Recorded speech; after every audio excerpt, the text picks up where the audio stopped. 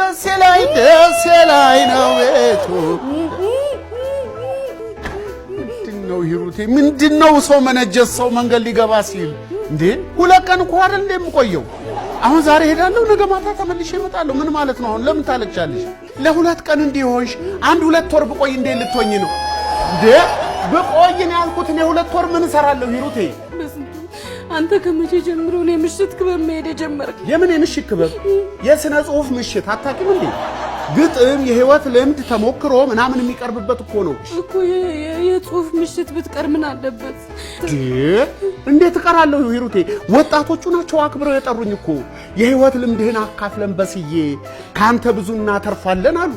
እንዴት እሺ ቆይ ወጣቶቹን እሺ ልቅርና እነሱ ይቀየሙ ሊረሱልኝ ይቅር ሊሉኝ ይችላሉ